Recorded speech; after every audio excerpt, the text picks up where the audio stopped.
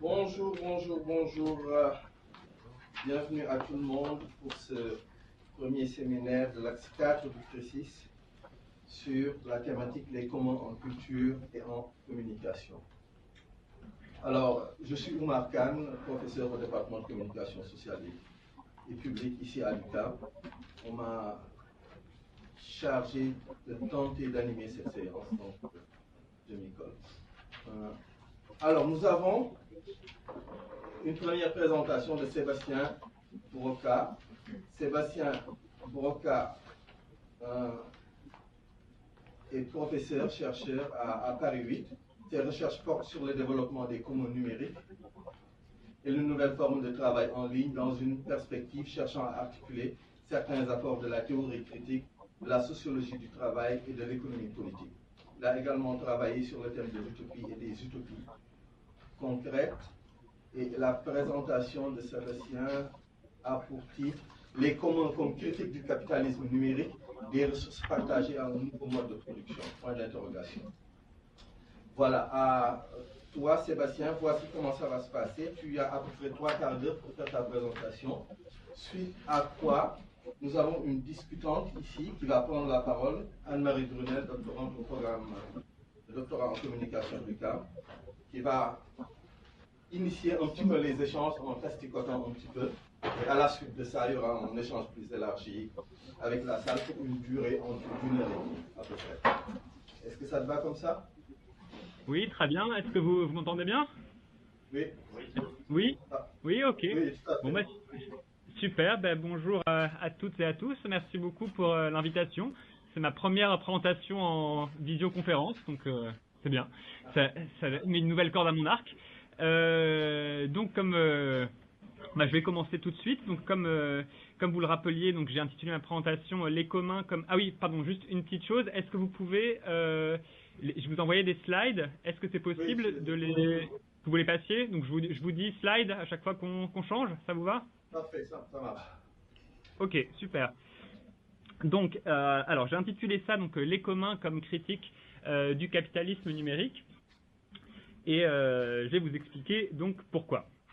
Ce dont je vais parler, vous l'aurez compris, donc c'est cet espace social, disons, constitué par ce qu'on appelle dorénavant souvent les communs numériques, donc qui peuvent être assez divers, hein, qui regroupent à la fois évidemment des choses très connues comme l'encyclopédie en ligne Wikipédia, aussi de la cartographie collaborative comme OpenStreetMap qui est une alternative libre à Google Maps, mais aussi des ressources scientifiques en accès ouvert, par exemple le portail français HAL, mais aussi éventuellement des ressources intellectuelles ou culturelles, notamment placées sous des licences comme les licences Creative Commons. Et puis enfin, ce dont je vais parler plus précisément, les logiciels libres. Donc je vous ai mis sur cette première slide un certain nombre d'exemples avec le pingouin Tux de Linux, le GNU du projet GNU lancé par Richard Stallman et VLC. Slide. Voilà donc un peu le monde social dont je vais parler. Et puis alors ce monde social, on peut aussi le rattacher à une sorte d'espace intellectuel qui s'est plutôt développé ces dernières années, notamment en France, avec peut-être un petit temps de retard par rapport au monde anglo-saxon ou à l'Amérique du Nord. Donc ces réflexions autour des communs, avec en France, alors souvent un peu, on dit qu'il y a un peu 2 écoles en France, entre ceux qui parlent des communs au pluriel, dans une filiation qui est plutôt celle d'Elinor Ostrom, donc prix Nobel d'économie en 2009, qui s'est intéressée, elle, donc comme vous le savez, plutôt aux communs naturels ou physiques, mais qui à la fin de sa vie et de sa carrière a aussi publié un livre avec Charlotte Hess consacré qui s'appelait Understanding Knowledge as a Commons. Et donc dans cette approche-là, on a par exemple en France les travaux de Benjamin Correa qui a sorti un livre collectif il y a quelques années intitulé Le retour des communs. Et puis aussi une autre perspective qui n'est pas forcément complètement antagoniste à la première, parfois un peu complémentaire disons, qui est celle du commun au singulier, avec là une filiation intellectuelle un peu différente, qui n'est pas celle d'Elinor Ostrom, mais plutôt celle le post-opéraïsme pour aller vite, avec donc cette idée que le commun finalement c'est plutôt une sorte de principe politique d'autogouvernement, de démocratie radicale, un principe qui voudrait que les collectifs concernés participent, décident ensemble de toutes les règles et les institutions qui les concernent. Voilà pour le dire très rapidement où en est la réflexion sur le commun et les communs en France. Je m'excuse, c'est une perspective très, très franco-centrée, mais vous la compléterez évidemment par la suite. Alors à partir de là, la question que je voulais poser, c'était de savoir en quoi les acteurs des communs, alors qu'il s'agisse des acteurs sociaux, mais aussi donc, de ces acteurs universitaires dont je viens de dire quelques mots, en quoi ces acteurs portent une forme de critique du capitalisme numérique et alors, et à compter qu'ils portent bien, à supposer plutôt qu'ils portent bien une critique du capitalisme numérique, en quoi consisterait cette critique? Alors, pour essayer de répondre à cette question, de donner quelques éléments, je vais essayer d'argumenter, en tout cas de faire une hypothèse que je vais essayer de défendre par la suite, qui est de dire qu'en fait la critique portée par ce monde des communs numériques a quelque peu changé de nature depuis une vingtaine d'années, que cette critique portait d'abord sur la question du partage des ressources. Évidemment, défendre les communs numériques, c'était avant tout défendre le partage d'un certain nombre de ressources informationnelles ou de ressources de connaissances, disons, face à l'extension des droits de propriété intellectuelle. Donc on va partir de cette idée-là que je vais reprendre dans un instant. Et puis j'ai essayé de montrer ensuite comment cette critique a un petit peu changé, un petit peu évolué, en tout cas s'est enrichie d'une dimension un peu nouvelle qui serait de considérer les communs comme un véritable mode de production alternatif, notamment par rapport à la domination des grands acteurs du numérique que sont Google, Amazon, Facebook et les autres. Pour traiter ce sujet, je vais essayer d'associer en une certaine mesure une analyse qui sera plutôt une analyse d'économie politique du numérique, essayer de voir comment l'économie de la connaissance, disons, ou l'économie numérique a évolué depuis 20 ans, du point de vue notamment de ses modèles d'affaires, et puis essayer de lier ces évolutions économiques à une analyse donc du discours porté par les acteurs des communs et plus précisément par les acteurs du mouvement du logiciel libre, qui sera l'exemple dont je parlerai en premier lieu. Voilà, slide. C'est-à-dire que vous arrivez à suivre, et donc je passe tout de suite à ma première partie que j'ai intitulée donc les communs comme ressources partagées. Alors cette idée que les communs sont des ressources partagées, slide, on la comprend très bien si on considère le mouvement du logiciel libre. Donc juste quelques éléments rapides que je voudrais rappeler à ce propos. J'imagine qu'ils sont sans doute déjà connus par un certain nombre d'entre vous. Le mouvement du logiciel libre est né donc en 1984 avec les débuts du projet GNU, qui est un projet initié par Richard Stallman qui vise à créer un système d'exploitation entièrement composé de logiciels libres qui pourrait faire concurrence au système d'exploitation propriétaire de l'époque. Et donc Richard Stallman, quand il lance ce projet, il réagit au bouleversement de l'industrie informatique qui se déroule au début des années 80, où l'essor du micro-ordinateur entraîne aussi une création, puis un essor très rapide de l'industrie du logiciel, avec évidemment des acteurs comme Microsoft, qui du coup privatise, ferme le code informatique qui auparavant, dans la décennie précédente, des années 70, était échangé en général assez librement parmi les informaticiens. Donc Richard Stallman s'oppose à cela, théorise assez rapidement l'idée de logiciel libre en disant un logiciel libre, donc c'est un logiciel qui n'est justement pas comme ces logiciels propriétaires ou privateurs vendus par l'industrie, mais un logiciel qui accorde à tous ses utilisateurs 4 droits, qu'il appelle lui souvent des libertés, les droits d'exécution, d'utilisation, de copie, de modification et de redistribution du logiciel, y compris dans des versions modifiées. Sachant que ces 4 libertés, donc qui définissent un logiciel libre, suppose que tout le monde puisse avoir accès au code source, qui est, comme les militants du logiciel libre disent parfois pour expliquer aux néophytes, disons en quelque sorte la recette de cuisine du logiciel, ou en tout cas ce qui est écrit par les développeurs et qui ensuite sera compilé pour donner la version exécutable du logiciel.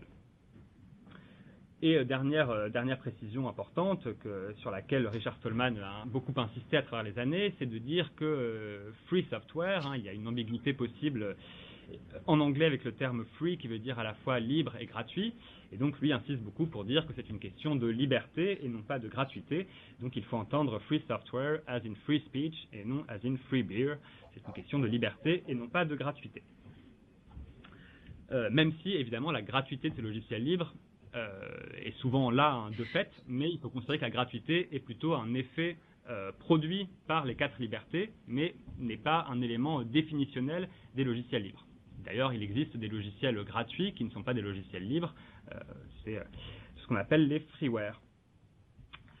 Alors, ce qui m'intéresse là-dedans, dans ce mouvement de logiciels libres, c'est que dès l'origine, en fait, Richard Stallman considère que cette histoire de 4 droits, de 4 libertés, ce maintien des 4 libertés, est un moyen pour poursuivre certaines finalités sociales. Et donc, il considère tout de suite que le logiciel libre est un mouvement social qui poursuit donc certains objectifs qui sont de protéger les libertés individuelles, dire que un utilisateur de programme informatique qui utilise un logiciel propriétaire est en quelque sorte soumis au bon vouloir ou au contrôle de l'entreprise qui a édité ce logiciel, avec aucun moyen de savoir comment marche le logiciel, aucun moyen de le modifier, de faire de nouvelles choses. Donc il s'agit de redonner du pouvoir aux utilisateurs sur les outils informatiques qu'ils utilisent. Un deuxième objectif est de démocratiser la culture technique. Ça aussi, c'est quelque chose qui est très fort dans le mouvement du logiciel libre depuis l'origine. C'est de dire qu'à partir du moment où on ferme le code informatique, où on fait des logiciels propriétaires ou privateurs, on empêche les gens justement d'aller voir le code source, de s'intéresser à la manière dont ces logiciels fonctionnent, et donc on produit finalement des consommateurs de technologie qui savent faire fonctionner des logiciels, mais qui ne savent pas du tout comment ils fonctionnent.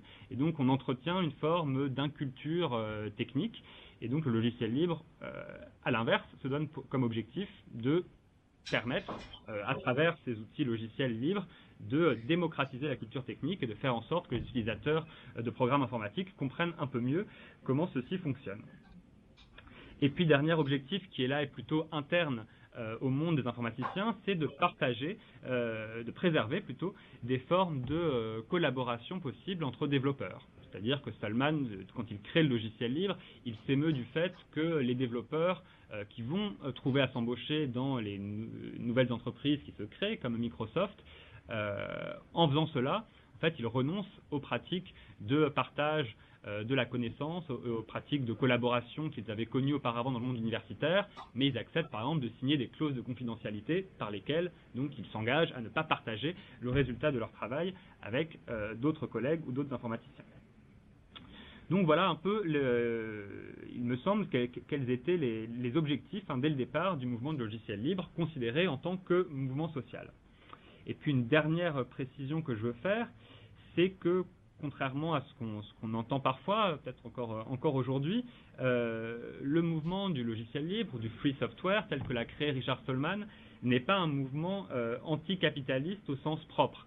C'est-à-dire que ce qui vraiment dérange Stallman, c'est la fermeture du code, l'appropriation privative du code informatique. Par contre, Richard Stallman n'a jamais eu aucun problème avec le fait que des entreprises capitalistes utilisent des logiciels libres et éventuellement fassent des bénéfices en utilisant des logiciels libres. Ce qui importe pour lui, c'est que ces entreprises respectent les 4 libertés. Si elles respectent les 4 libertés que j'ai mentionnées tout à l'heure, il n'y a pas de problème. Elles respectent les principes du logiciel libre et donc il n'y a pas à les condamner. Voilà. Et de la même manière, ce qui pose problème à Stallman, c'est pas tant évidemment, c'est pas qu'on gagne de l'argent en faisant de la programmation informatique. Ce qui lui pose problème, c'est que certains développeurs, pour gagner de l'argent, acceptent de renoncer à des principes qu'ils estiment essentiels et donc renoncent à la liberté informatique, à l'ouverture du code, sous prétexte de pouvoir gagner plus d'argent en allant travailler dans des entreprises de logiciels propriétaires. Voilà. Mais en tout cas, donc, idéologiquement, il n'y a pas un anticapitalisme de principe dans le mouvement du logiciel libre, ça c'est important de le rappeler. Donc j'enchaîne sur la slide suivante, toujours pour essayer de poser un peu quelques grands éléments. Si on avance un peu dans le temps, à la fin des années 80, le mouvement du logiciel libre donc, a réussi à produire quelques logiciels, mais se trouve face à un problème qui est que des entreprises, des éditeurs informatiques, peuvent récupérer ces logiciels libres et puis éventuellement les intégrer dans leur suite logicielle propriétaire et puis éventuellement ensuite relicencier l'ensemble du code sous une licence privative qui va donc retirer les libertés aux utilisateurs. Donc en quelque sorte, il y avait une possibilité de prendre des logiciels qui avaient été distribués à l'origine comme libres et puis ensuite de les enclore, les repropriétariser et donc des logiciels libres deviennent des logiciels non libres par ce biais. Et donc Stallman se dit qu'il faut trouver une sorte de parade juridique pour éviter ça, pour veiller à ce que les logiciels distribués comme libres restent libres pour tous leurs utilisateurs futurs.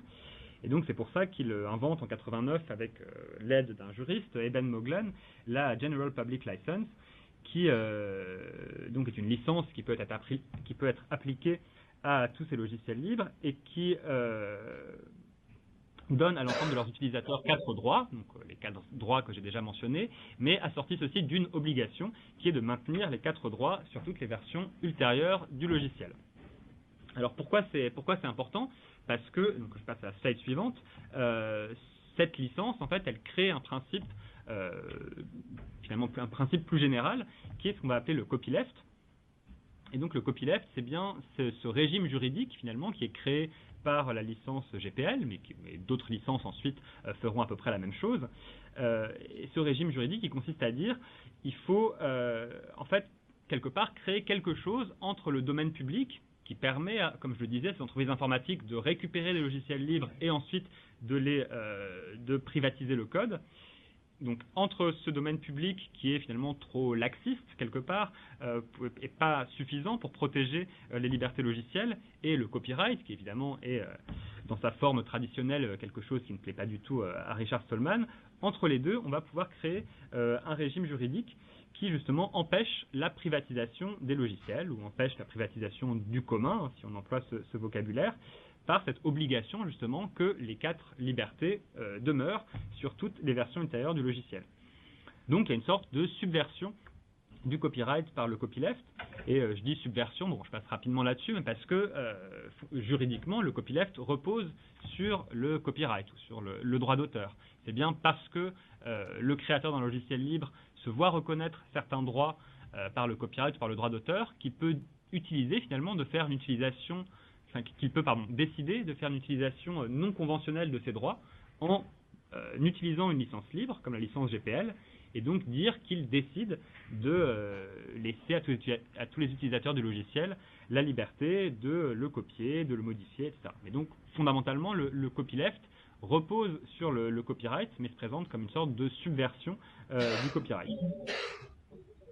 Et puis, dernière précision qui va dans le sens de ce que je disais auparavant, ce copyleft ne s'oppose pas aux usages commerciaux des œuvres. Encore une fois, il protège les 4 libertés, mais il ne dit rien de l'usage commercial ou non commercial qui peut être fait de ces logiciels. Donc, de ce point de vue-là, ce n'est pas une licence qui interdit des usages commerciaux. Je poursuis, alors j'en viens peut-être à ce qui est un peu plus le cœur de mon exposé, pour essayer de vous montrer que donc, jusqu'à la fin des années 90 ou au début des années 2000, ce principe du copyleft, il avait une dimension qui était quand même assez nettement opposée ou antagoniste avec la réalité qui était celle de l'économie de la connaissance à l'époque. Donc j'ai dit là, le copyleft c'était une négation en acte de ce que certains, là je reprends une analyse de Philippe Aigrin, ont appelé le capitalisme informationnel. Slide. Donc là, je m'appuie sur cet ouvrage de Philippe Aigrin qui expose, il me semble, assez bien, en fait, comment marchait un certain nombre de modèles économiques de grandes industries à la fin des années 90, au début des années 2000 et encore aujourd'hui, évidemment, mais c'était, je pense, peut-être particulièrement fort il y a 10 ou 20 ans. Alors, ce qui est intéressant dans l'analyse d'Aigrin, c'est qu'il nous permet de voir, en fait, ce qu'il y a de commun entre des industries qui, a priori, portent sur des objets assez différents. C'est-à-dire entre l'industrie du médicament, les big pharma, les grands semenciers, les industries culturelles, les éditeurs informatiques comme Microsoft. L'analyse d'Aigrin nous permet de penser que finalement, tous ces acteurs industriels ont des modèles qui reposent sur le fait de produire, donc souvent en interne, grâce à leur R&D interne, des biens informationnels ou des biens à base informationnelle, puisque voilà, une molécule, une semence, un programme informatique, un morceau de musique au format MP3, bon, fondamentalement, au cœur de ces biens, il y a de l'information. Et cette information, évidemment, ces grands acteurs industriels réussissent à la protéger grâce à des droits de propriété intellectuelle, soit du copyright, soit dans certains cas du droit des brevets. Et c'est évidemment le fait que les entreprises détiennent ces droits de propriété intellectuelle qui leur permettent d'avoir un monopole sur la commercialisation de ces biens informationnels et donc de vendre chaque copie de ces biens à un prix très supérieur à leur coût de production. Donc on a des modèles d'affaires finalement assez simples, des entreprises qui produisent des biens à base informationnelle sur lesquels elles appliquent les droits de propriété intellectuelle, ce qui leur permet d'en faire commerce avec souvent des marges assez importantes, comme on peut le voir soit dans l'industrie du médicament ou dans l'industrie du logiciel. Donc voilà un peu finalement des modèles économiques assez typiques de l'économie de la connaissance à la fin des années 90. Et, slide suivante. Ce qui m'intéresse là-dedans, c'est qu'on voit bien, d'après ce que j'ai dit auparavant sur le copyleft, que le logiciel libre était vraiment diamétralement opposé finalement à ces modèles économiques du capitalisme informationnel. Puisque à partir du moment où vous avez des outils comme le copyleft qui permettent de préserver le partage des ressources informationnelles, qui permettent d'empêcher toute forme de privatisation, eh bien, évidemment, on attaque le cœur même de ces modèles économiques qui reposaient justement sur le fait de pouvoir privatiser ou s'approprier l'information grâce à des droits de propriété intellectuelle. Donc, quelque part, le logiciel libre attaquait, il me semble, le cœur même de la dynamique capitaliste d'accumulation, le cœur même, en tout cas, de ces modèles d'affaires de l'industrie du logiciel, mais peut-être même au-delà, comme j'ai essayé de le montrer.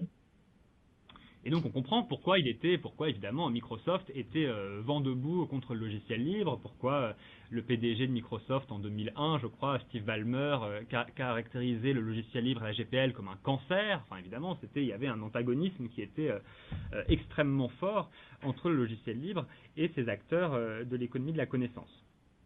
On comprend aussi au passage pourquoi des intellectuels critiques comme André Gorz avaient eux aussi perçu qu'il y avait là un conflit très fort, puisque André Gorz, donc vous voyez comme je l'ai mis sur la slide, dans cette lutte entre logiciel propriétaire et logiciel libre, le coup d'envoi du conflit central de l'époque. Le conflit central de l'époque étant vraiment sur l'appropriation ou pas de l'information et de la connaissance. Slide, et puis donc j'en viens donc à ma deuxième partie pour essayer de vous montrer comment il me semble que cet antagonisme qui était très fort il y a 20 ans s'est un petit peu émoussé.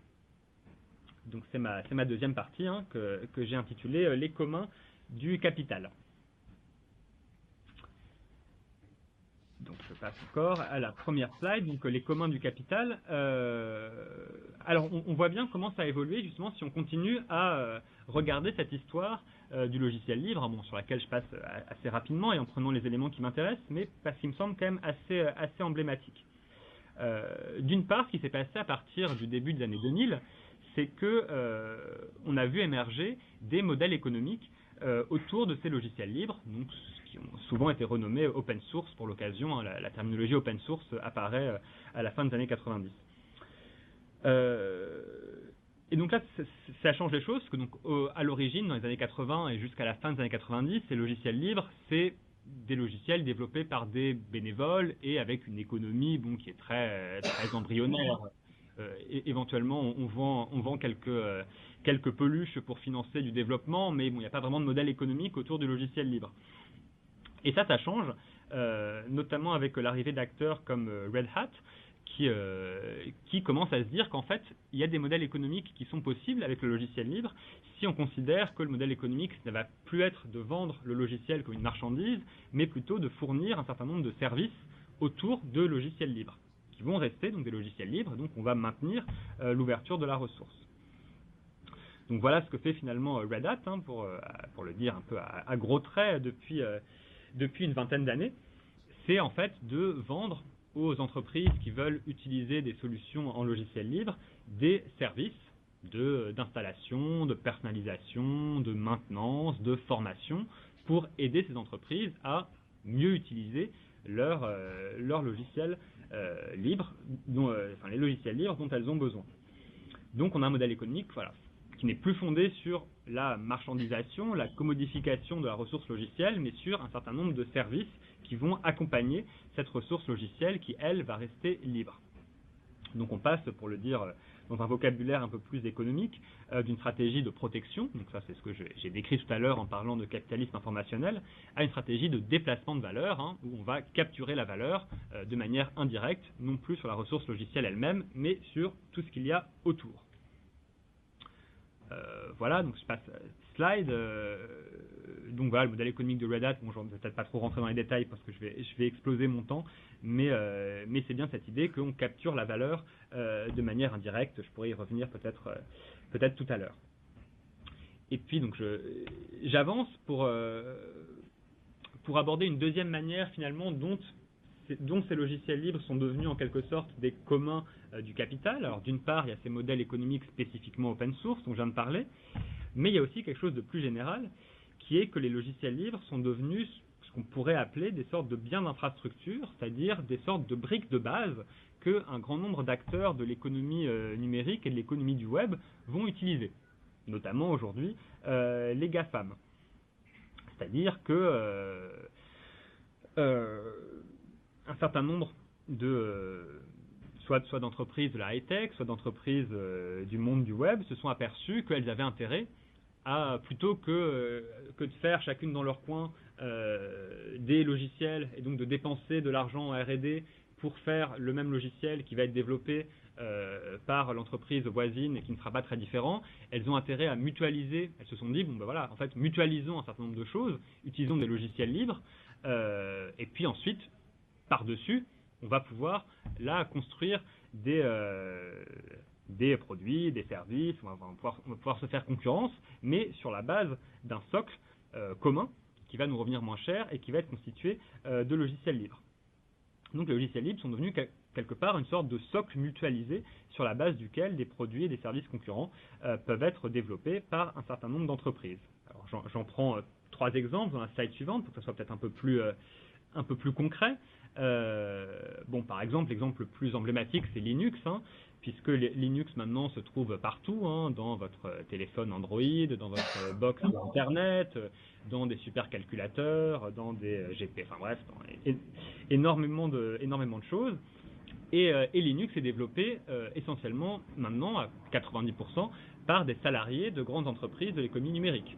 C'est-à-dire que Google, Samsung, Red Hat, Intel et d'autres affectent des salariés pour développer Linux. Et donc Linux est devenu une sorte comme ça de finalement bien commun industriel ou une sorte de bien d'infrastructure ou une sorte de joint venture presque finalement entre ces différents acteurs industriels de l'économie numérique notamment. Autre exemple, le Apache, qui est un autre logiciel libre qui sert, où la majorité des serveurs HTTP sur le web tournent avec Apache. Donc, là encore, c'est un logiciel libre qui est utilisé par tous les grands acteurs du web. OpenSSL, le troisième exemple, ça c'est un logiciel qui permet de sécuriser les transactions en ligne.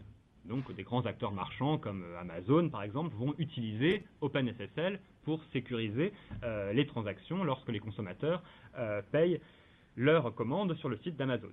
Donc voilà quelques exemples qui montrent que finalement ces logiciels libres ont été intégrés à l'économie numérique dans son versant finalement le plus capitalistique parce qu'ils permettaient à ces grands acteurs de bénéficier de ressources informatiques dont ils avaient besoin, mais évidemment à moindre coût. Et donc, si j'enchaîne pour essayer de faire le bilan de cette évolution, il me semble que donc avec ces évolutions finalement de l'économie numérique, on est passé d'une pratique, cette pratique de logiciel libre, elle était il y a 20 ans, alors peut-être pas comme je l'ai dit idéologiquement opposée au capitalisme, mais quand même pratiquement vraiment très fortement opposée à ces modèles d'affaires typiques du capitalisme informationnel. Et puis à mesure que les choses ont évolué, que sont apparus ces nouveaux acteurs du numérique, ces nouveaux acteurs du web, à mesure qu'on est passé finalement pour le dire rapidement, du capitalisme de Microsoft au capitalisme de Google, on voit que les logiciels libres ont été de plus en plus intégrés dans des processus de création et de captation de valeur. Et donc ça correspond à mon avis au fait qu'on a quand même vu un basculement progressif des modèles d'affaires, de ces modèles reposant sur l'appropriation de l'information, du capitalisme informationnel, modèles qui n'ont évidemment pas disparu, qui existent encore, mais qui ont été concurrencés ou en tout cas complétés par les modèles des nouveaux acteurs du web que nous connaissons tous, qui reposent là plutôt soit sur l'exploitation de nos données personnelles, c'est le cas de Google ou de Facebook, avec l'économie de la publicité ciblée fondée sur l'exploitation des données personnelles, ou des modèles plutôt fondés sur l'intermédiation algorithmique. Là, ça va être plutôt ce qu'on a du côté d'Amazon, d'Uber ou de ce genre d'acteurs. Voilà. En tout cas, ce qu'on peut en tirer, à mon avis, comme conclusion, c'est que finalement, ça pose de nouvelles questions pour les acteurs des communs. Ça invite, il me semble, à considérer qu'il ne faut pas simplement réfléchir aux manières de protéger le partage des ressources. Évidemment, ça reste une question très importante.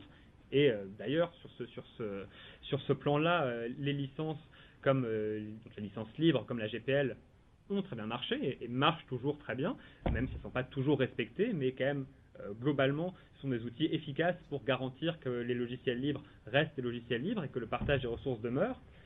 Par contre, la question qu'on n'a pas encore résolue, ou que les acteurs des communs n'ont pas encore résolue, c'est comment faire pour vraiment rémunérer le travail de production de ces communs, et là, en l'occurrence, de ces logiciels libres. Et donc, si on regarde ce qui se passe actuellement, je passe à ma slide suivante, dans l'économie du logiciel libre, en fait, on a deux grands cas de figure, on va dire, alors qui tiennent au fait que, effectivement, si les licences imposent de maintenir la ressource libre, les licences, évidemment, n'imposent pas du tout aux entreprises qui utilisent les logiciels libres de contribuer à l'écriture, à la production de ces logiciels. Donc, évidemment, rien ne dit nulle part que Google ou Facebook, qui utilisent les logiciels libres, a l'obligation de contribuer à la production de ces logiciels. Ce type d'obligation ne figure pas dans les licences classiques comme la GPL. Donc en fait, ça a créé deux grands cas de figure dans l'économie du livre.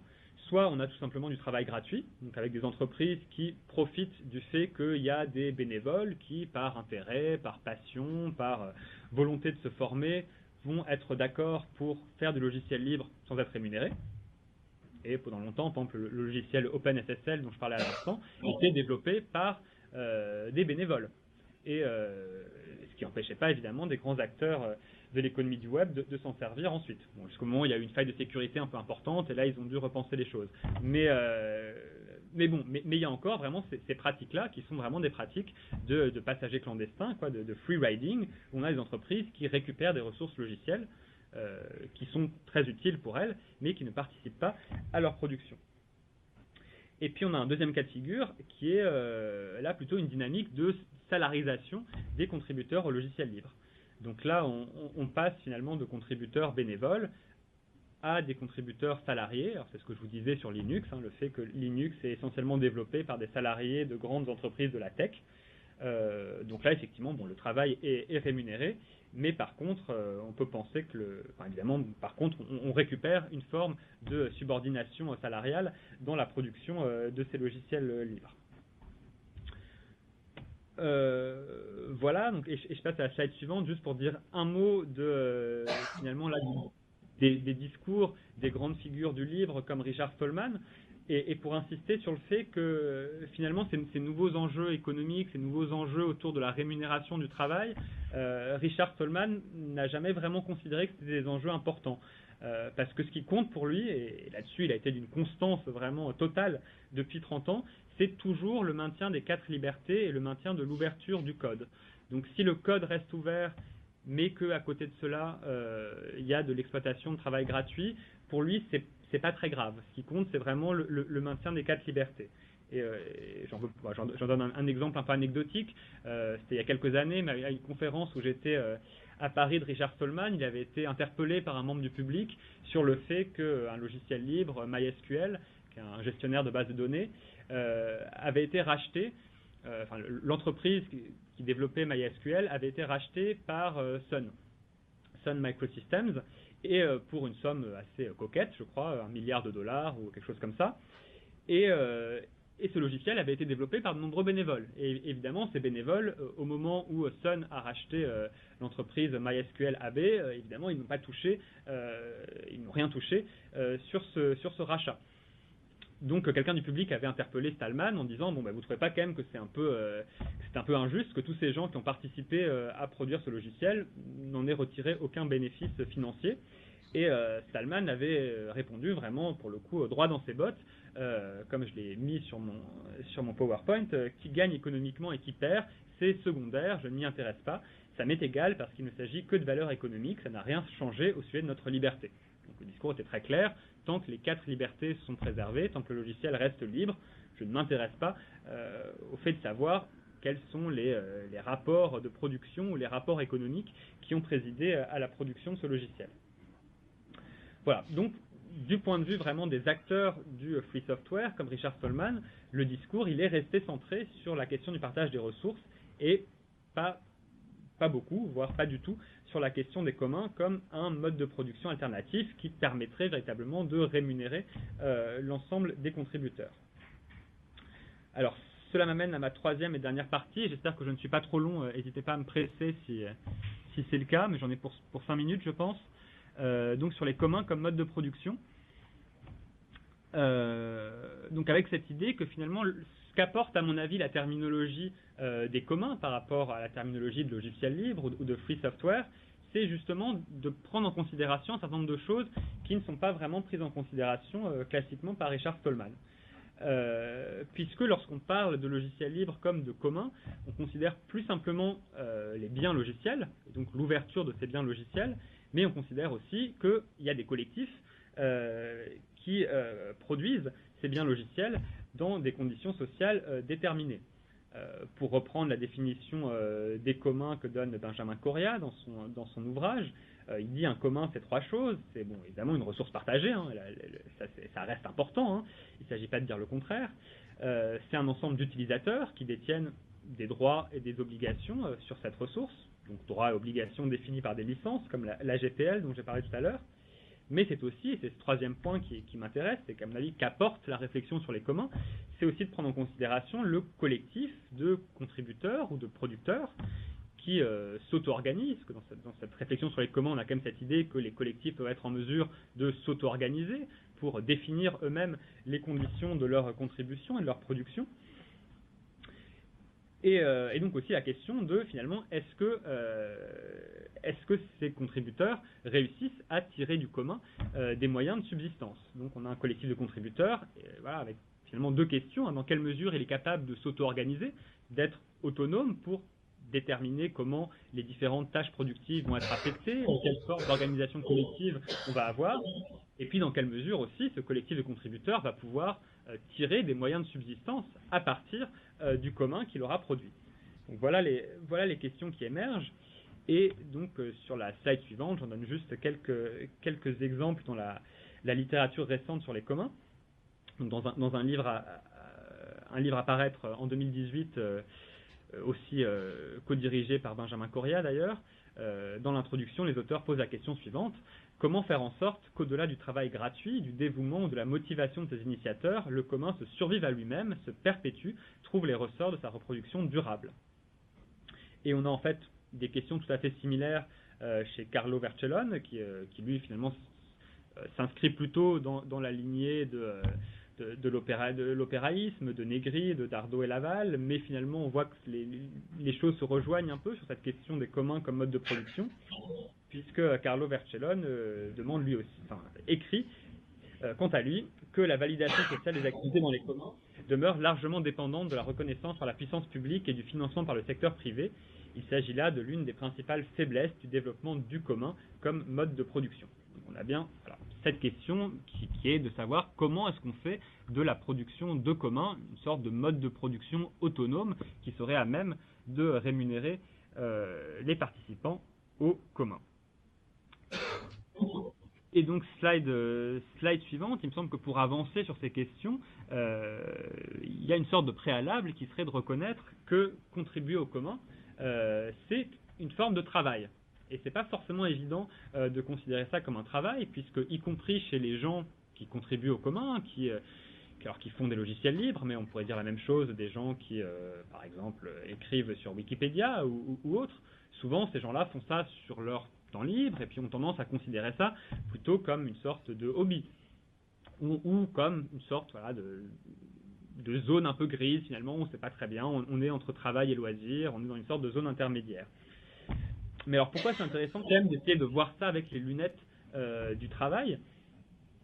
Parce que d'une part, premier argument, et qui renvoie à ce que j'ai dit tout à l'heure, lorsqu'on s'aperçoit que les logiciels libres, par exemple, sont au cœur de l'économie numérique, on voit bien que ceux qui les produisent sont au cœur de processus de production et de captation de valeur. Donc on n'est pas hors de l'économie. Donc il y a de la production de valeur là-dedans, et donc il peut être légitime de considérer que cette production de valeur correspond donc à un travail. Deuxième argument, là, d'un autre point de vue, si vous voulez, là c'est plutôt un argument stratégique, c'est pas un argument de fond, mais c'est de dire, je pense que c'est intéressant pour les acteurs des communs d'avoir ce cadrage de la contribution au commun comme étant un travail,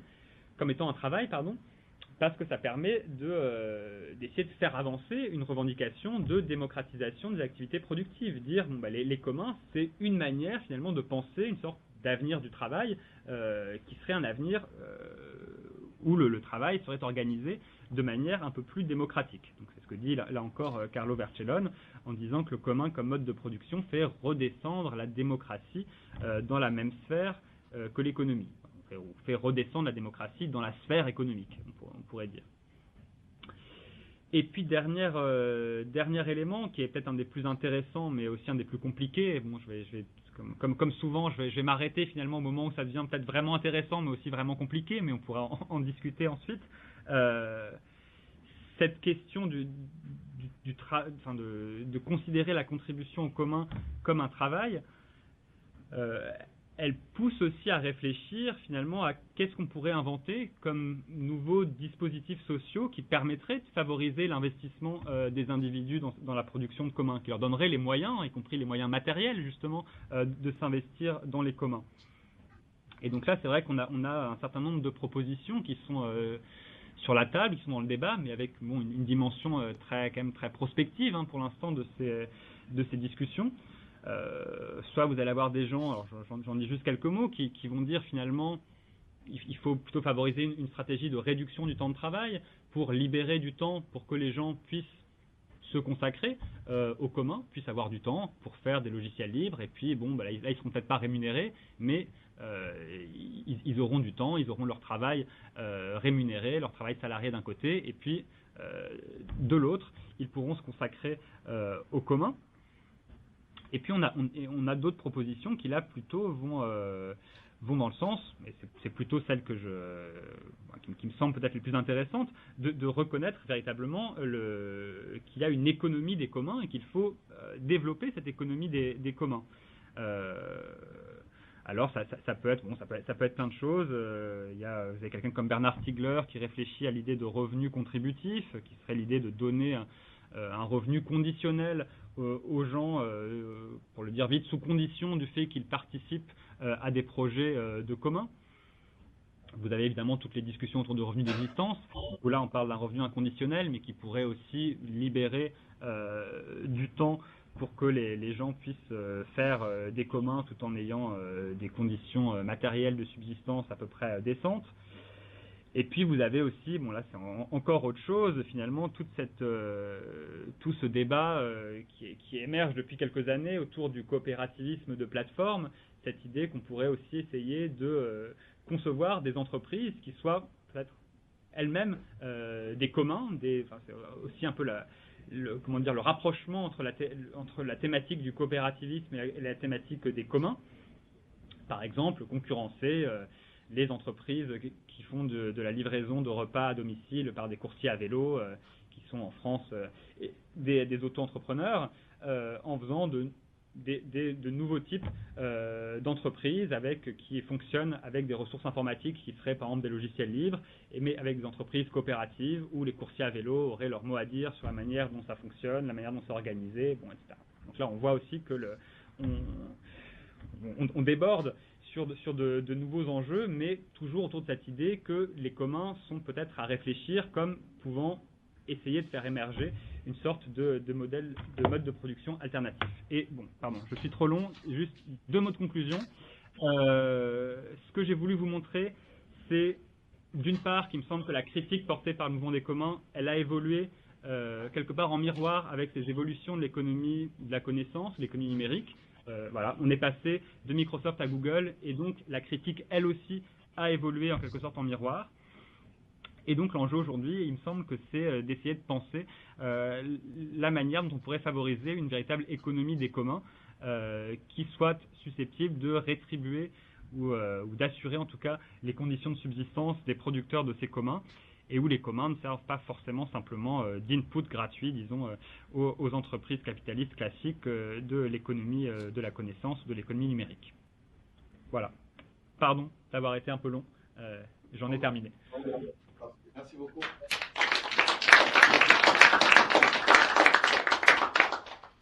Merci Sébastien, tu as respecté le temps à la minute près, 45 minutes, 22 secondes. Parfait. Je vais laisser la parole à Anne-Marie Tournel, étudiante au doctorat en communication ici, qui va initier les échanges. Je vais faire de mon mieux. En fait, je vais poser des questions en rapport avec ce que vous nous avez présenté dans le PowerPoint, mais aussi dans les 2 documents que vous nous aviez proposé de lire en préparation. Et donc, beaucoup à partir aussi du texte sur les 2 critiques du capitalisme numérique que vous nous avez proposé.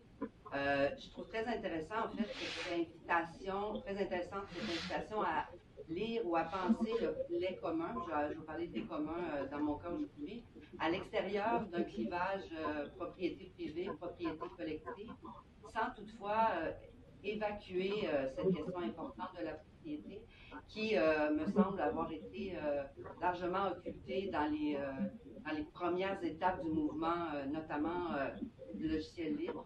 En fait, vous avez démontré dans votre présentation comment le capitalisme numérique a intégré les premières critiques contre la propriétisation qui est à l'origine du mouvement du logiciel libre, avec la légitimation des nouveaux modèles économiques basés sur la captation et la valorisation d'activités non rémunérées. Donc, d'où émerge la 2e critique que vous identifiez, qui s'est beaucoup déployée dans le milieu universitaire, comme la critique du travail digital labor, excusez mon accent anglais. Donc, ma question c'était, est-ce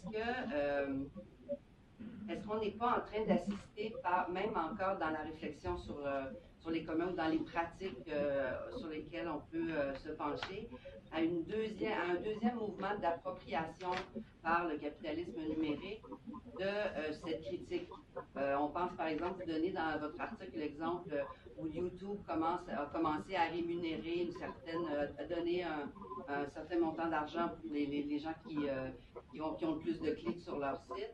Est-ce que c'est pas une façon, comme l'a fait la première vague de récupération de la critique, on n'assiste pas à un deuxième mouvement de récupération en faisant des aménagements, mais en ne remettant pas en question la question générale, en fait, de l'accaparement commercial des ressources. Et toute cette question du commerce me semble assez centrale et trop souvent, j'aimerais vous entendre là-dessus, évacuée, en fait, de la réflexion sur les communs. Vous l'avez dit, c'est comme si ça se situait hors économie, alors que, en fait, un véritable questionnement des bases de ce système devrait se passer sur le terrain de l'économie.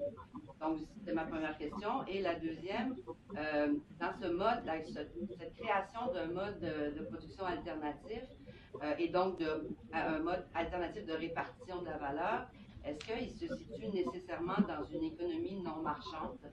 Ça, c'est ma deuxième question. Et enfin, je me demande si les conditions à mettre en place pour continuer ce travail de valorisation des communs n'est pas d'abord politique. Et dans ce contexte, quels seraient les défis qui seraient posés aux États dont les interventions de régulation sont largement discréditées par le néolibéralisme, évidemment, et particulièrement dans les discours entourant ce qui est présenté comme cette économie du partage sur lesquels on pourrait discuter longtemps. Mais je vous remercie beaucoup. La présentation était fascinante, vos articles aussi. Donc, c'est ça. C'était mes 3 questions pour lancer la discussion. Merci Anne-Marie. À toi, Sébastien. Très bien, ben merci beaucoup pour vos remarques et pour vos questions, alors qui sont un peu, c'est des grandes questions. Donc je pense que je suis pas tout à fait de taille à y répondre, mais j'ai essayé de faire ce que je peux et de donner quelques éléments. Alors attendez que je réfléchisse une seconde. Oui, alors sur la question, par exemple, effectivement des programmes de YouTube comme le Partner Programme, et donc cette question qu'on va effectivement commencer à rémunérer les internautes pour en quelque sorte faire pièce à cette critique du digital labor qui dit que c'est simplement une exploitation de travail gratuit. Je pense que vous avez raison. Après, ce qui me frappe, c'est que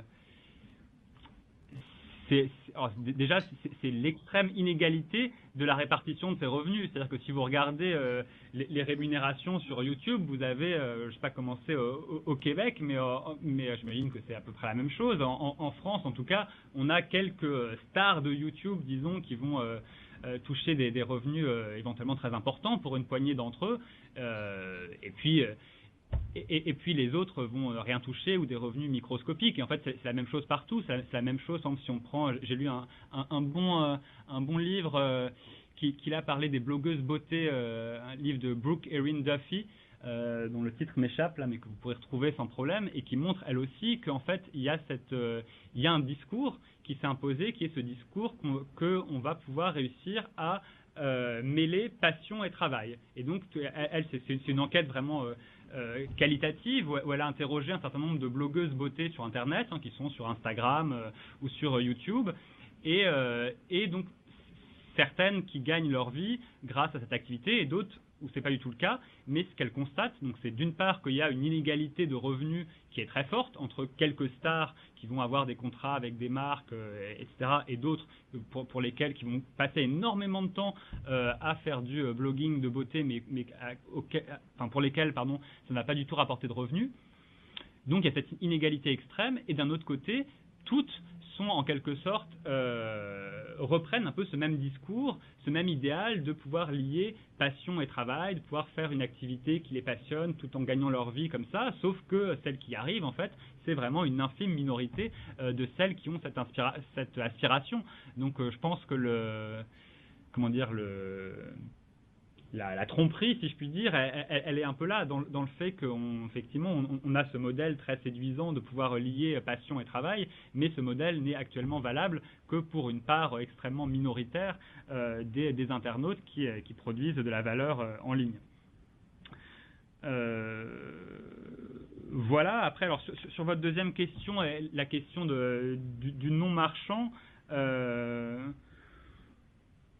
moi, je dirais, mais je suis un peu influencé par Benjamin Correa, avec qui je travaille un peu sur ces questions, qu'effectivement, ça serait dommage finalement de laisser cette question des communs aux non-marchands. C'est-à-dire que ça serait dommage de dire les communs, c'est super, c'est très chouette, mais finalement c'est une sympathique enclave non-marchande qui ne change rien au niveau global et n'a pas d'influence.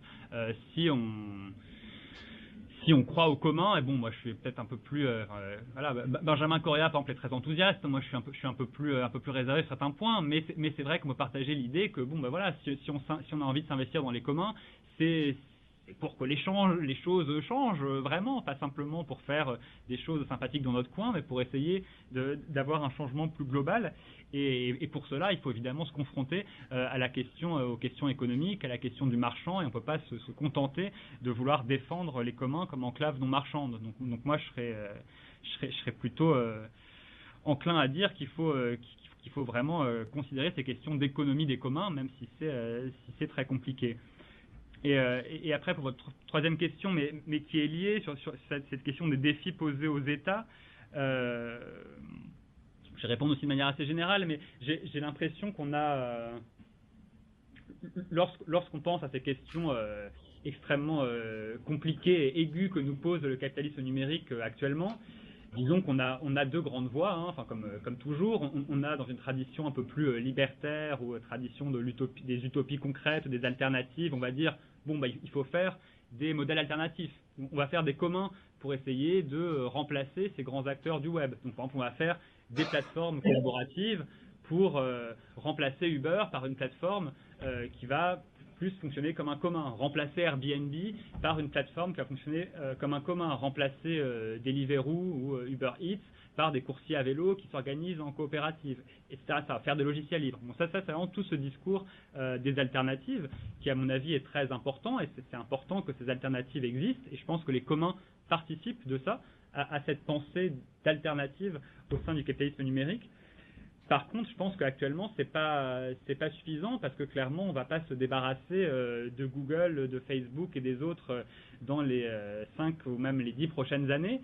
Donc, il va falloir vivre avec, et il va peut-être falloir aussi donc leur imposer une sorte de compromis qui ne sera pas parfait, mais quand même pour défendre un certain nombre de choses auxquelles on tient, et pour leur imposer ce compromis, quelque part, on a besoin aussi des États, et on ne peut pas simplement croire que les alternatives vont suffire. Et d'ailleurs, souvent, les alternatives, elles ne marchent pas. Enfin, on l'a bien vu pour les réseaux sociaux. Par exemple, le projet Diaspora, le projet d'alternative à Facebook, qui a suscité beaucoup d'enthousiasme il y a quelques années, mais qui n'a jamais vraiment pris, parce qu'il y a l'effet de réseau, en fait, parce que Facebook est tellement puissant que pour que ça prenne, il faudrait que tous les gens décident en même temps de migrer de Facebook à Diaspora, sauf que ça ne se passera jamais. Donc Facebook a une position très solide, et cette position, à une échelle de temps raisonnable, à mon avis, elle va demeurer. Donc qu'est-ce qu'il faut faire? C'est là qu'on a quand même besoin des États pour, d'une part, imposer. Et là, on a quelques évolutions positives là-dessus en Europe, imposer des règles, notamment sur les données personnelles. Là, en Europe, on a un nouveau règlement sur les données personnelles qui va sortir en mai 2018, qui est un peu plus protecteur, même s'il n'est pas parfait. Mais bon, on a quand même besoin de ce genre de choses.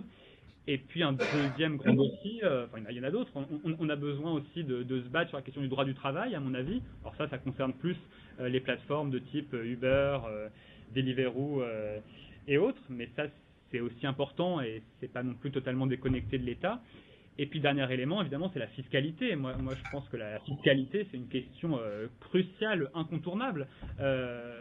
Disons qu'on peut pas imaginer qu'on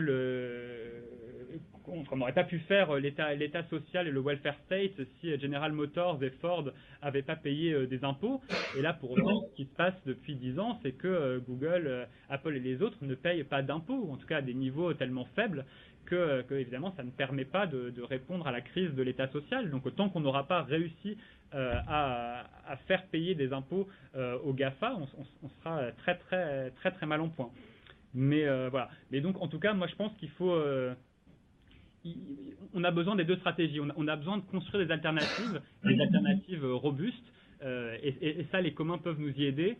Mais on a aussi besoin quelque part, et ça c'est peut-être une stratégie plus réformiste, mais à mon avis elle est aussi utile actuellement, d'avoir recours à l'État pour forcer les GAFA à payer des impôts, forcer les GAFA à respecter des règles minimales en termes de protection de l'individu, de la vie privée et ce genre de choses. Ok, merci. Nous allons voir, j'ai sur ma liste Eric. Commence? Oui, tu peux y aller. Bon, je vais en profiter, parce que comme je n'anime pas, je peux prendre la parole. Eh oui, c'est l'avantage. Oui, alors, merci. Eric, juste une minute. Sébastien, pendant qu'il parle, est-ce que c'est possible de fermer ton micro? Il y a un petit peu de fond. Pardon, de fermer mon micro? Oui, t'en as parlé. Oui, je sais pas où il est. Ok. Attends, est-ce que je sais pas si c'est ça? On n'entend plus? C'est correct, parfait. Ah, parfait, on t'entend. Vas-y. Bon. Sébastien, merci beaucoup. C'était très intéressant. très stimulant. Je pense que je vais aller à la suite d'Anne-Marie, en fait. Je vais repartir d'un texte qu'a écrit récemment un de tes collègues, Fabien Grandjean. Fabien qui dit qu'en fait, texte d'ailleurs que je partage tout à fait, que en fait, toutes les recherches, toutes les perspectives critiques pour lui partagent au moins un point commun, c'est le fait de penser que le monde peut être autrement que ce qu'il est. Et que donc, en fait, la critique repose en permanence sur la dialectique entre la reproduction du monde et puis la production d'un monde nouveau. Et je trouve que ce que tu présentes est tout à fait fascinant par rapport à ça, parce qu'on a tout à fait un cas où il y a en effet, en tout cas, par exemple du côté des post-opéraïstes à l'origine, d'ailleurs c'est pas franco-français, hein, parce que ça vient quand même assez largement d'Italie, des gens qui en effet ont immigré en France suite à un certain nombre de phénomènes politiques, hein, de faits politiques en Italie, à une certaine époque, donc Negri et compagnie. Et je me demande en fait si on ne retrouve pas ici un exemple tout à fait frappant en fait d'une part d'une vision, peut-être celle de Negri, mais j'aimerais bien avoir ton avis, selon laquelle en fait le capitalisme va tomber de lui-même de par ses contradictions, y compris d'ailleurs à travers le développement du numérique, et d'autre part une perspective alors, qui serait beaucoup plus la mienne, qu'en fait les luttes sont continues, qu'il y a une récupération systématique. Je trouve qu'on est tout à fait là dans un cas de critique du mode de production capitaliste où il y a eu une récupération absolument systématique, et que de ce point de vue-là, finalement, je me demande si, en fait, toute critique du capitalisme, elle doit avant tout ne pas passer par une connaissance très fine de sa propre capacité, en fait, de se transformer en permanence. C'était ma première question, ce qui renverrait, à mon avis, aussi en permanence à revenir à la question de la dialectique, hein, et de remettre la dialectique au cœur, en fait, de notre propre mode de production de la connaissance. Alors que le mot dialectique, moi, je l'entends quasiment jamais, hein, dans les murs de nos universités. Ça renverrait aussi à notre propre rôle, hein, puisque en fait nous sommes nous-mêmes dans le système, et que finalement on le voit très bien aussi à propos de la question de la récupération du travail. Alors en effet, on peut considérer que le travail bénévole, qu'un certain nombre d'activités de travail sont d'un côté en fait montrent de nouveaux rapports sociaux, un nouveau type de rapports sociaux. Mais que d'un autre côté, en fait, dans le cadre du mode de production capitaliste qui est dominant, eh bien, ces nouveaux modèles, les modèles coopératifs, par exemple, dont tu as parlé, bah, finalement, c'est toujours récupéré au service du système. Hein. Et comme dirait Christian Fuchs, finalement, en dernier ressort, bah, en fait, il y a le travail bénévole, nous dit Fuchs, en fait, c'est quand même finalement l'exploitation rendue à son maximal. Hein, en fait, j'allais dire que même Marx n'en aurait pas rêvé, hein, entre guillemets. Hein. Bon, voilà. Et d'un autre côté, toutes ces activités montrent qu'il est possible aussi de faire autre chose. Alors j'ai un peu, d'où le fait que oui, d'un côté, la critique doit envisager en fait de nouvelles modalités alternatives de produire, y compris ensemble. Mais d'un autre côté, il y a cette récupération systématique. Alors j'aimerais bien savoir comment tu vois les choses à partir à la fois du terrain, mais je crois que tu nous l'as bien précisé, et puis plus globalement par rapport à notre travail en tant que chercheur.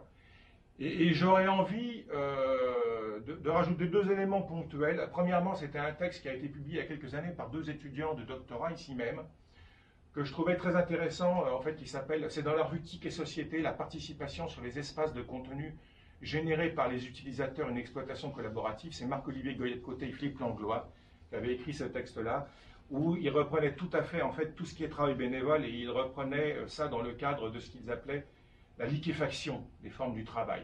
Et puis, j'ai envie de te renvoyer finalement à un autre texte que tu as écrit il y a un certain nombre d'années, aussi dans la revue TIC et Société.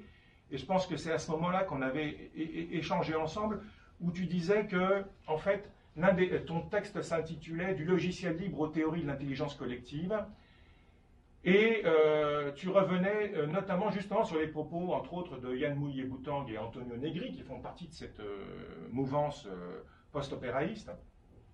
Et justement, tu disais que l'un des problèmes qui se posaient par rapport au fait que le mouvement du logiciel libre pourrait être un élément illustrant en fait des transformations sociales globales, tu disais que l'un des problèmes c'était justement qu'on avait tendance à généraliser abusivement en fait à partir de cet exemple du logiciel libre. Voilà. Merci encore, hein. Merci beaucoup. À toi Sébastien, le micro. Voilà, super. Ok, ben merci beaucoup Eric pour ces remarques et merci beaucoup de me rappeler ce qui est ma première publication dans le monde académique quand j'étais jeune thésard, donc dans la revue TIC et Société, donc un article cher à mon cœur. Mais, alors, en commençant par la première question, je suis entièrement d'accord avec toi sur le fait que le capitalisme ne tombera pas de lui-même, mais que par contre, il faut étudier de très près et très finement la manière dont les critiques du capitalisme se trouvent récupérées, intégrées par la dynamique d'évolution du capitalisme lui-même. Et c'est vrai que dans l'article qui était cité tout à l'heure, que j'ai appelé les deux critiques du capitalisme numérique, en fait, je parle, ce que j'ai pas fait aujourd'hui, de l'analyse de Boltanski et Capello dans le Nouvel Esprit du capitalisme, qui ont bien montré comment, notamment ce qu'ils avaient appelé la critique artiste des années 60, a été intégrée par le nouveau discours managérial des années 90-2000.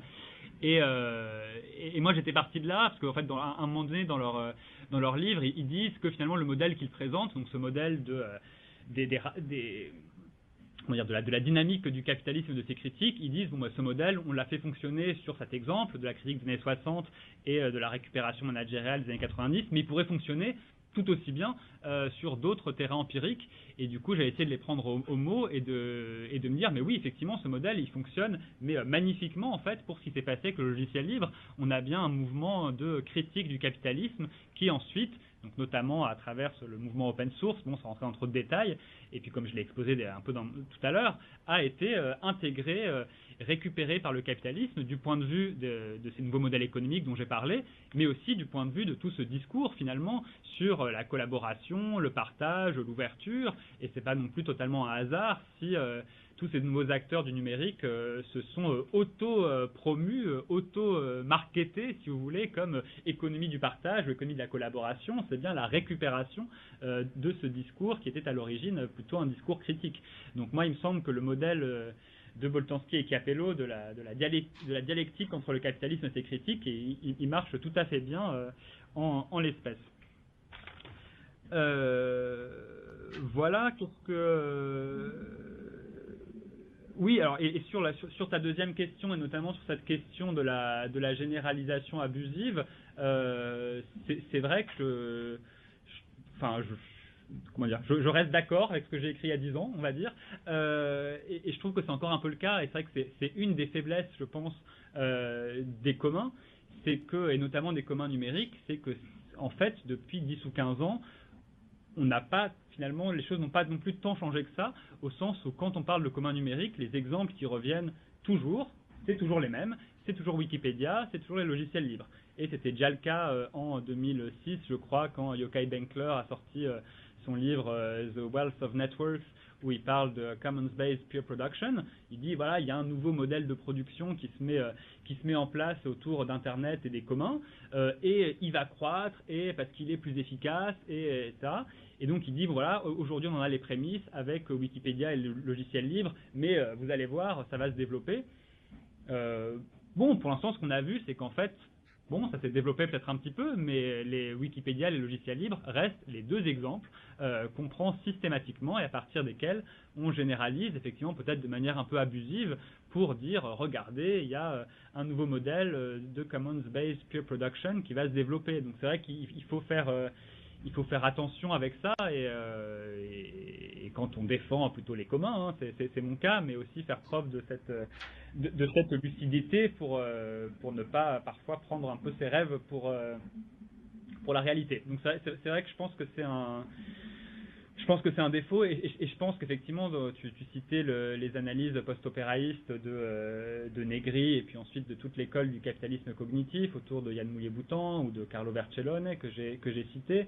C'est vrai que moi ce que je leur ai beaucoup reproché à une époque, c'est ça, c'est c'est de généraliser à partir de secteurs de production qui sont finalement très, très minoritaires, et y compris le logiciel libre, hein, quand Negri et Hart écrivent une démocratie open source, bon, pour moi, c'est un peu rapide, quoi, ou quand, bon, bref, voilà. Donc, après, comment dire, après ils s'en défendent, et ils s'en défendent aussi avec un argument qu'il faut entendre, qui est de dire finalement, en faisant souvent un parallèle avec Marx, en disant quand Marx écrivait à la fin du 19e siècle, c'était toujours le travail à domicile et les domestiques qui étaient la catégorie sociale la plus importante numériquement. Pourtant, il a su percevoir qu'en fait, voilà, la dynamique était du côté du capitalisme industriel. Donc là, eux pensent que la dynamique est du côté du capitalisme cognitif, du numérique et de ces nouveaux acteurs que sont les hackers, le logiciel libre et d'autres.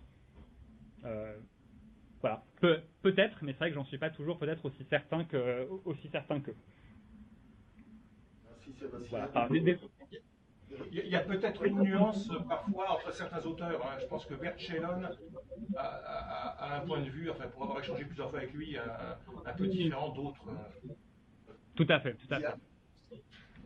Oui, bonjour. Donc, Lisiane Lomazy, étudiante au doctorat. Je voudrais vous remercier pour votre présentation et pour vos travaux. Donc, je ne vais pas être très original, mais qui sont toujours passionnants et stimulants. Ce que je trouve particulièrement intéressant dans vos travaux, justement, c'est que vous avez évoqué, vous repartez de Boltanski et Schiapello, donc vous mettez de l'avant à la fois les dynamiques entre capitalisme et critique dans une conjoncture historique spécifique, ce qui est quand même notable à souligner. Mais ce que vous mettez surtout de l'avant, ce sont les différentes formes de critique aussi, et les différentes formes de stratégies politiques qui sont mises en œuvre par ces critiques. Et justement, dans votre thèse, vous avez mobilisé le concept d'utopie, et à la suite justement de ce concept d'utopie, dans Utopie réelle, Wright met notamment de l'avant justement les trois stratégies référentielles, en tout cas les trois stratégies politiques de critique, hein, que ce soit donc une critique davantage oppositionnelle, une critique plutôt interstitielle, et une critique qu'on pourrait qualifier de social-démocrate, pour le coup une critique réformiste. Et c'est ça que je trouve très intéressant dans vos travaux, parce que les communs, donc quand on prend les communs, on dit les communs en général, hein, ça fait référence à toute une série de stratégies politiques et à toute une série de relations par rapport notamment au marché, vous l'avez exprimé, mais par rapport à d'autres lignes de force du capitalisme, que sont la marchandisation, donc, que sont également la privatisation et l'exploitation, pour le coup, donc l'exploitation du travail. Et ce que je trouvais également très intéressant, c'est que vous avez pris la peine d'expliquer les reconfigurations des stratégies des acteurs privés, donc ce qui n'est pas forcément toujours fait, donc une stratégie d'abord initialement oppositionnelle et puis une stratégie de capture de la valeur. Et ce que je voudrais également, ce sur quoi je voudrais également vous questionner, parce qu'on a évoqué un tout petit peu l'État tout à l'heure, et ce que je trouve intéressant aussi, et ce que je pense qui serait nécessaire au niveau d'une critique des communs, c'est de penser aussi la relation à l'État de manière stratégique relationnelle, de la même manière qu'on pense la relation au secteur privé de manière stratégique relationnelle. Et c'est justement ça, parce qu'on a tendance, je vais dire, on est parti du fait de dire que les communs étaient hors marché et hors économie, ce qui était une grave erreur. Ensuite, maintenant, on est dans une posture qui consiste à considérer qu'il y a des relations avec le secteur privé. Et j'aimerais aussi vous interroger sur le rôle de l'État et sur les différentes stratégies à adopter par rapport à l'État. On ne peut pas unilatéralement qualifier de capitaliste, il y a quand même des stratégies différentes, il y a quand même des reconfigurations. Et notamment en France, on a pu le voir lors de la loi sur la République numérique de l'année dernière, donc, qui a été votée en 2016 par rapport justement à cet article sur la volonté de proposer donc un article de loi sur les communs. Et également, on l'a vu, il y a eu un article qui est paru dans la revue Esprit en 2017 sur la mobilisation des communs informationnels dans le cadre de l'action publique. Hein. Et bon, on connaît les proximités entre la revue Esprit et le président actuel. Donc j'aimerais vous entendre justement là-dessus sur davantage cette position et ces stratégies à adopter par l'action collective, des stratégies de reconfiguration par rapport aux stratégies justement différentielles au niveau des États. Très bien, mais merci beaucoup pour vos remarques très, très riches. Oui, je suis content aussi que vous ayez cité Wright avec ses différentes stratégies oppositionnelles, interstitielles, réformistes. Alors moi, j'ai pas lu le livre, je dois dire, mais c'est vrai on en a pas mal parlé ces derniers temps, et c'est vrai que moi j'ai l'impression que d'après ce que j'ai compris, que le logiciel libre, ou peut-être plus généralement les communs, s'inscrirait plutôt dans la stratégie interstitielle de Wright, il me semble, et c'est effectivement aussi toute cette thématique moi j'avais essayé de parler d'utopie concrète dans ma thèse, en essayant de reprendre peut-être de manière un peu plus sociologique cette idée d'utopie concrète qu'on trouve chez Ernst Bloch, mais de manière plus philosophique. Mais moi voilà, j'avais essayé d'en faire une sorte de notion plus sociologique pour analyser le mouvement du logiciel libre. Et donc il me semble qu'effectivement on est typiquement dans cette stratégie interstitielle que décrit bien Wright. Mais c'est vrai que ma question, mais c'était aussi un peu le sens de ma réponse tout à l'heure, une de mes questions, c'est de savoir est-ce que cette stratégie interstitielle est suffisante finalement, et dans quelle mesure est-ce qu'on peut imaginer des formes de complémentarité entre cette stratégie interstitielle et y compris des stratégies que vous avez décrites comme étant plutôt réformistes. Et c'est vrai que moi, voilà, en tout cas, c'est une question qui est ouverte pour moi, de savoir s'il n'y a pas, il faut pas faire les deux choses, développer cette stratégie interstitielle, mais aussi essayer d'obtenir quand même de manière plus réformiste un certain nombre de garanties devant l'urgence de la situation actuelle, disons. Bon, alors ensuite, pour essayer d'être un peu plus précis sur la relation à l'État, là aussi, enfin, c'était votre remarque, je la trouve tout à fait pertinente. L'État est un acteur incontournable pour les communs, je pense à plein de titres. Si on reprend l'exemple du logiciel libre, par exemple des choses très simples sur les politiques publiques, sur l'enseignement de l'informatique à l'école, sur l'utilisation des logiciels libres à l'école, ça c'est des choses qui sont très très importantes. Et c'est vrai que pour l'instant, en France, l'État ne s'est pas forcément singularisé par sa grande perspicacité en la matière, et on a eu de nombreux partenariats signés avec Microsoft qui vont pas dans le sens de la promotion des communs, et c'est très très, à mon avis, extrêmement dommageable. Que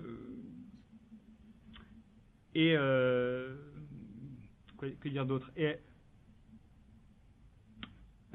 Donc il y a la question juridique, c'est que vous avez cité aussi la loi République numérique, où il y avait cette proposition qui avait été soutenue d'une reconnaissance des communs informationnels, qui finalement a sauté dans la version finale de la loi. Bon, c'est pas grave, c'était une première étape, mais je pense qu'il faut aussi se battre sur ce front-là. Peut-être que ça passera une prochaine fois. Et puis après, bon, il y a toute la question, mais qui là effectivement est plus prospective, des propositions de type revenu d'existence ou revenu contributif, qui en tout cas dans certaines propositions évidemment seraient quand même des revenus distribués par l'État. Donc là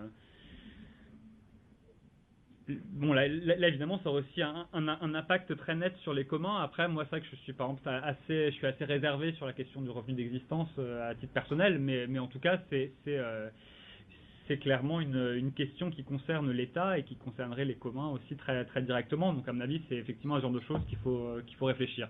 Pardon pour le côté un peu vague de ma réponse, mais je n'ai pas mieux pour l'instant. Oui. Bonjour, mon nom est Rachis, je suis étudiante au doctorat. Tout d'abord, je vous remercie pour votre présentation qui était très riche et pertinente. Et j'aimerais bien, en fait, mon intervention c'est plus une question et un commentaire. Tout à l'heure, vous avez parlé à la fin de votre intervention sur les nouveaux dispositifs sociaux pour contrer le capitalisme numérique. Moi, je vais faire les liaisons un peu avec ce qui se fait au niveau de la connaissance, au niveau de ce qui se fait au niveau de la recherche, avec ce mouvement de la science ouverte.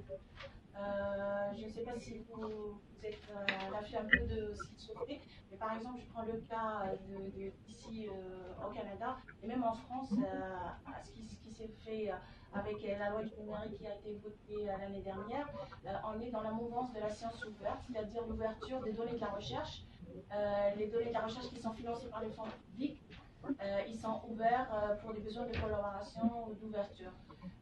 Les chercheurs qui sont financés par les deniers publics donc, ont l'exigence de publier leurs recherches dans l'année à venir dans une optique justement de partager le savoir, etc. Je pense également à certaines initiatives qui se font.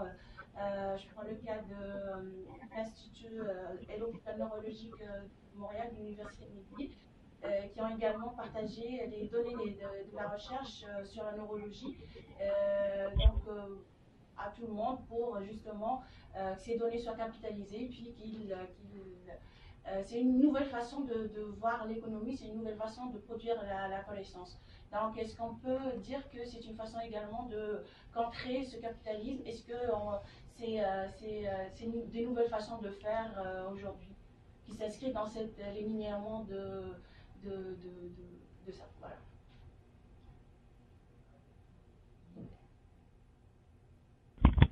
Oui, merci pour votre question.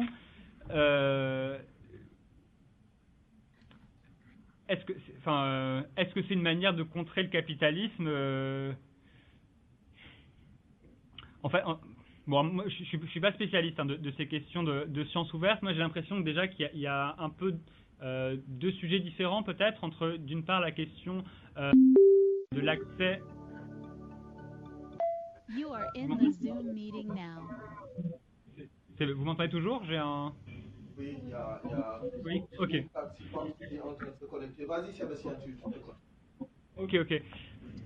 Oui, donc j'ai l'impression qu'il y a le sujet de l'open access, du libre accès aux publications scientifiques, et donc là effectivement qui est à mon avis tout à fait légitime et qui s'oppose au modèle vraiment prédateur des grands éditeurs scientifiques, Elsevier et les autres.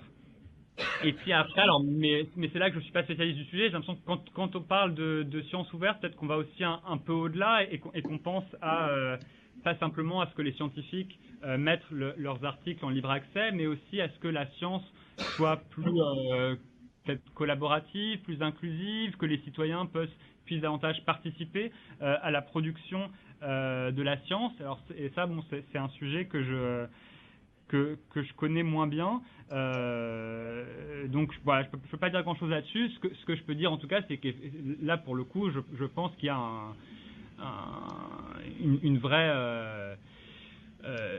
un vrai enjeu et que c'est extrêmement important là pour le coup d'essayer de mettre fin à ce modèle des grands éditeurs scientifiques qui est justement typique du capitalisme informationnel, qui est justement de mettre des droits de propriété intellectuelle sur, en l'occurrence, les publications scientifiques pour réussir à les vendre à un coût bien supérieur à leur coût de production et avec des marges qui sont souvent assez hallucinantes lorsqu'on regarde les résultats de ces grands éditeurs scientifiques.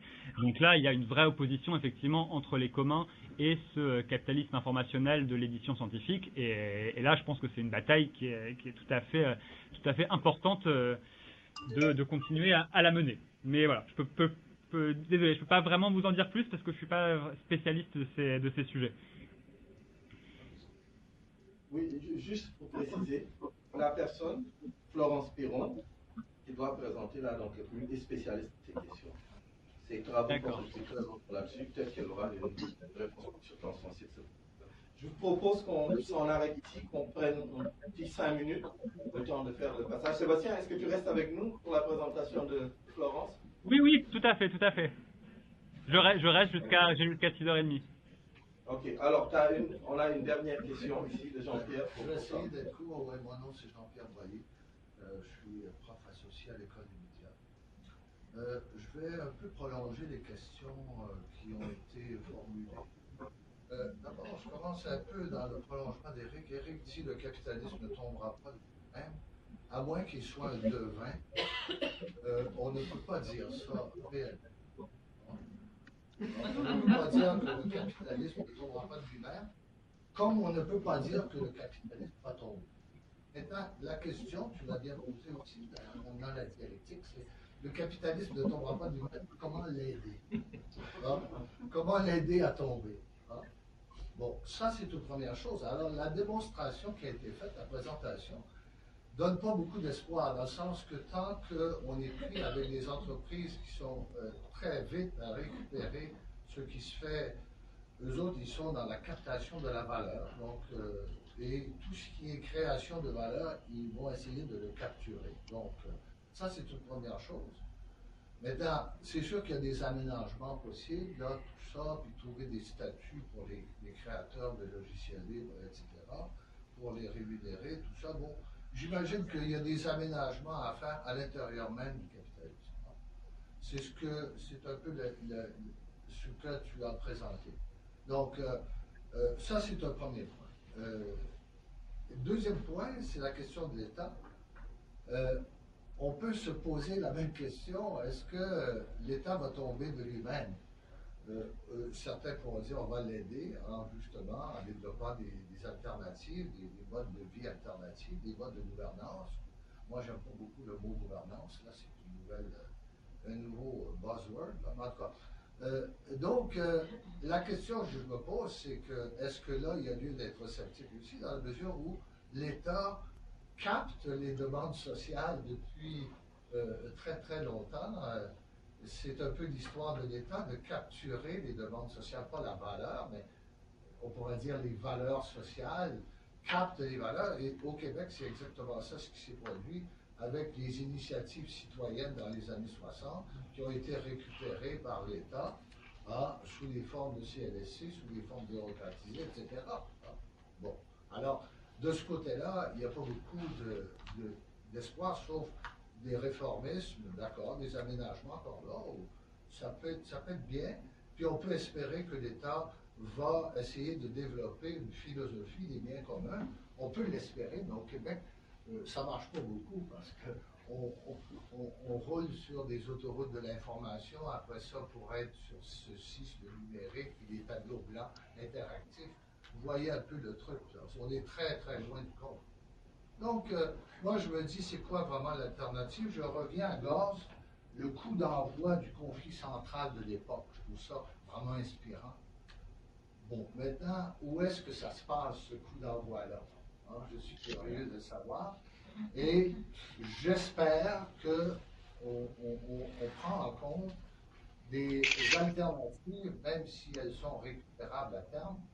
Mais si on est pour aider le capitalisme à tomber, il faut peut-être se concentrer là-dessus. Alors, ce serait ma position. Sébastien, tu veux réagir à ça? Oui, peut-être très rapidement. Bon, malheureusement, je suis comme vous. Hein, je veux bien l'aider à tomber, mais j'ai pas vraiment les bons outils pour l'instant, donc on cherche toujours. Mais sur Gorse, moi j'aime beaucoup André Gorse. Et pourtant, je pense qu'il s'est, c'est pas qu'il s'est trompé, mais c'est que, parce que lui a vu dans le logiciel libre, justement, à partir de cette idée que c'était le conflit central de l'époque, il a vu dans le logiciel libre, comme il l'écrivait, dans l'immatériel, je crois, une négation pratique des rapports capitalistes et vraiment, donc, en quelque sorte, la bribe d'un avenir post-capitaliste possible.